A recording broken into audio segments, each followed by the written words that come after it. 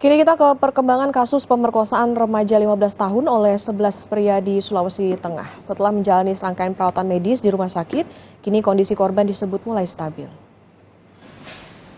Pendamping hukum korban menyebut setelah dirawat di RSUD Undata, kondisi korban berangsur membaik.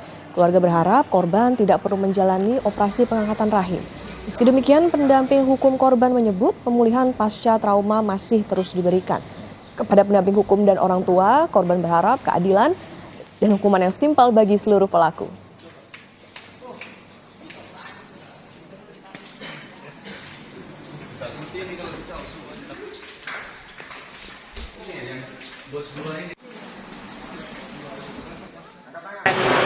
Dia juga menyampaikan keinginan harapannya pasca operasi.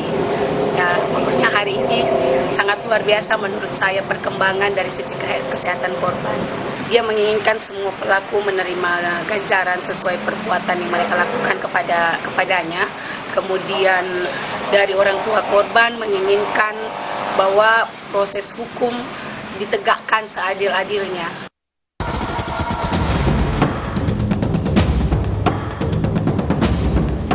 Kasus pemerkosaan terhadap remaja 15 tahun di Parigi Motong, Sulawesi Tengah kian menuai keprihatinan banyak pihak.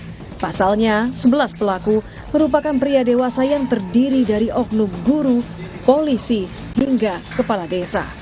Penggunaan pasal persetubuhan anak pun dirasa kurang untuk memberi jeratan hukum maksimal.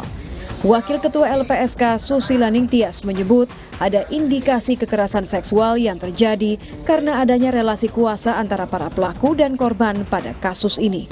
Sehingga penyidik bisa menggunakan undang-undang tindak pidana kekerasan seksual. Si awal yang saya dapat bisa saja lebih dari itu gitu ya. Ada eksploitasi misalnya seperti itu, yang itu perlu harus digali lebih jauh gitu. Jadi saya menganggap ini beyond dari itu semua. Jadi kita sudah punya undang-undang tindak pidana kekerasan seksual. Nah, ada baiknya juga ini diterapkan gitu ya, selain menerapkan undang KUHP dan menerapkan undang-undang perlindungan terhadap anak. Jadi ada baiknya juga digali juga tindak pidana lain yang menyertai dari kekerasan seksual yang sudah dialami oleh korban ini. Lembaga Pemerhati Perempuan dan Anak Save the Children mendorong penegak hukum untuk menangani kasus dengan berpihak pada korban anak, mengingat adanya pelanggaran dalam Undang-Undang Perlindungan Anak dalam kasus yang melibatkan 11 pelaku dewasa. Kasus ini merupakan pelanggaran fundamental terhadap hak anak. Kasus ini melanggar Undang-Undang Perlindungan Anak, Undang-Undang Tindak Pidana Kekerasan Seksual, dan ketentuan hukum lainnya. Save the Children Indonesia mendesak pemerintah dan aparat penegak hukum untuk segera merespon kasus ini dengan prinsip kepentingan terbaik bagi anak yang memprioritaskan keselamatan anak. Korban saat ini masih mendapat perawatan medis dan psikologis di RSUD Undata. Korban dan orang tua pun berharap polisi mengusut tuntas kasus ini agar timbul efek jera dan memberi keadilan. Tim Liputan, Kompas TV.